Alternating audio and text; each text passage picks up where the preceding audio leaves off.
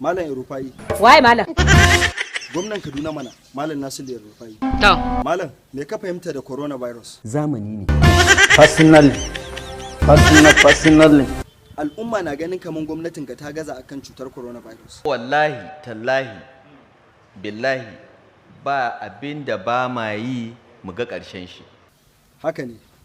To Malam ya batun lockdown. Ya dame mu. Kai jama'a. Ya dame ka ko ya dame su? Duk ya dame mu. Ka bani guri. Kamar yaushe kake ganin Kaduna za ta dawo normal? A cikin sati ɗaya ko biyu. Na ji ka kamu da corona har ka warke. Don haka me za ka iya cewa mutane akan cutan? Danja ne ga kowa da kowa.